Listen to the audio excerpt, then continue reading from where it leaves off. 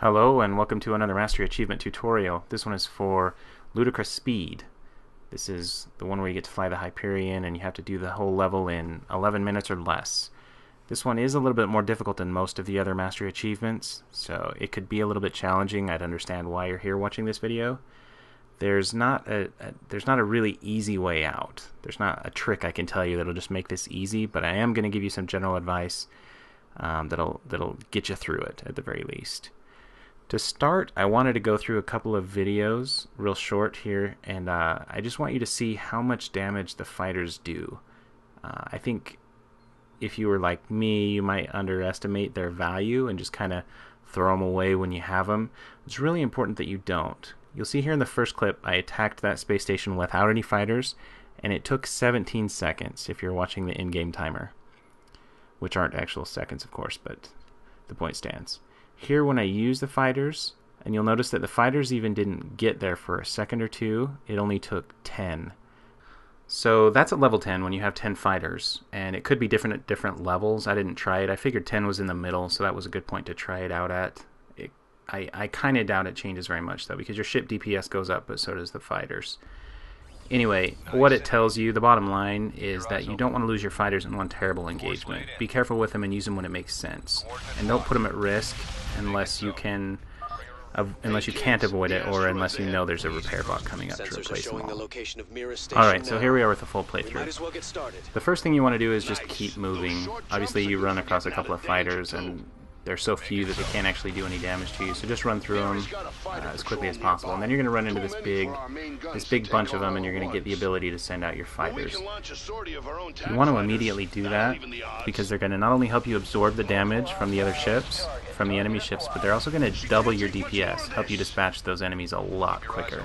So send them out, and because you don't have the fighter ability immediately when you go in there, you're going to be the target of all those fighters. So use your Q ability to teleport out of the fray and force those enemies to attack your fighters.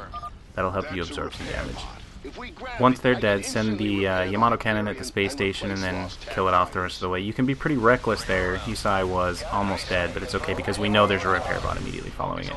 You want to be as quick as you can. The second space station, again, it just doesn't matter how much damage you take because you'll get fully repaired at that checkpoint. So, after the checkpoint, now we got to start being careful. And I also want to point out that we want to pick up all the minerals along the way because we want to level up. So I'm going to shoot the Yamato cannon at that space station and then go pick up all the minerals, because my Yamato cannon will be off cooldown by the time I get back, and then I won't actually have to fly in and be shot by it.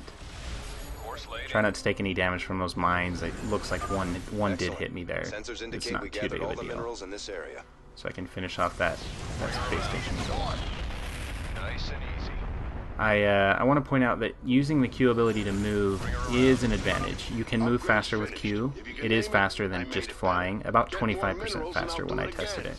So you can use Q to move around as much as you want, but remember that Q, the biggest benefit of the Q ability to teleport is to avoid the damage of the mines and to force the enemy units to attack your fighters. So if you run into the fray and everything's attacking you, use Q to get yourself out of the fray.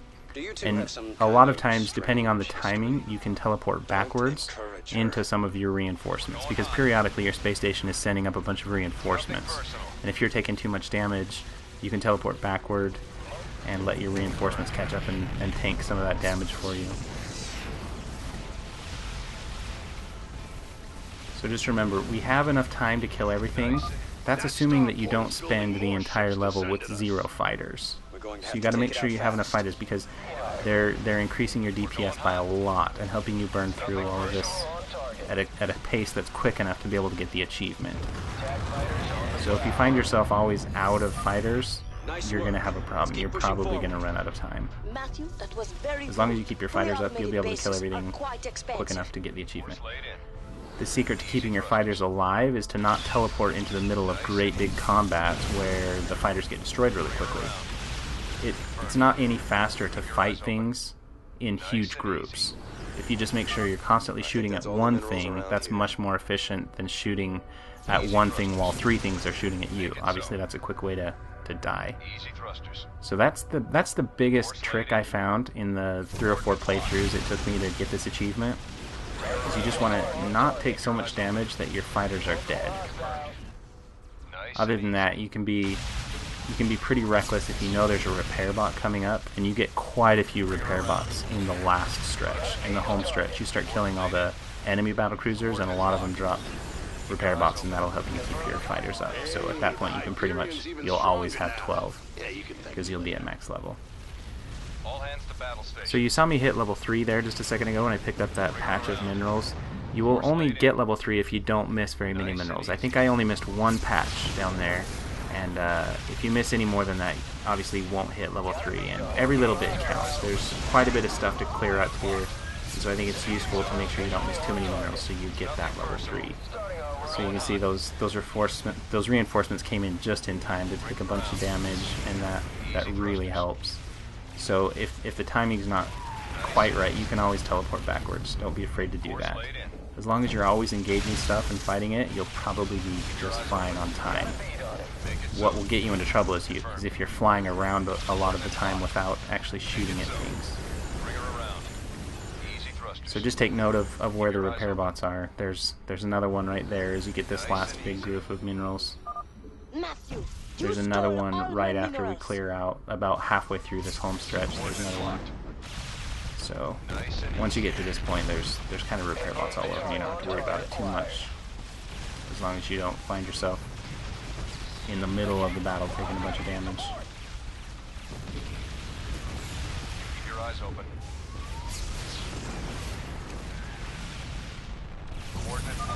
A little tip there: if you do find yourself in trouble, when your base teleports forward like that, when you stand next to your base, it heals you really quickly. So if you were half dead and your base teleported in, you could sit there for just 3 or 4 seconds and it would heal you all the way to full. So that's a nice little trick if you do get yourself into trouble. So you can see I got way too close there. I had 2 of the space stations attacking me at once. I went from full down quite a bit, but again, I knew there was a repair bot right there, so you can be reckless when you know you can just go get repaired. Don't think I will make this easy on you. When have you ever made anything easy on me? I always thought you lied. Use your Yamato cannon every time it's off cooldown. That's crucial to being able to finish this on time. You want to make sure that you're taking out a space station every time that Yamato cannon is off cooldown. You could also use it on the battlecruiser, I guess. I just prefer the space stations because, one, the Yamato cannon one-shots them, and the battlecruiser will only almost one-shot them. And 2, the space stations do quite a bit more damage than the battlecruisers, assuming you dodge the Yamato cannon, which is really easy to do. Most of the time they target your fighters anyway. If they do happen to be targeting you and you know it, you can just teleport. If you use your Q ability while they're charging, it will cause their spell to fail and they won't hit you. So keep that in mind. If you see the battlecruiser charging and you think it's on you, just teleport and it won't actually land. So that's the reason why I like to kill the space stations a lot more than the battlecruisers. But either way, you'd probably be fine. I mean, the point is you just have a maximum damage output, and you want to get as close to that as possible, and that means keeping Yamato cannon on cooldown. So do that, don't die, and keep your fighters alive as much as possible, and that makes this achievement possible. There we go. 30 seconds to spare. The achievement pops up here after the victory screen. Stop! You win, Matthew. You've destroyed my base and captured my heart. All over again. There you go. Thanks for watching.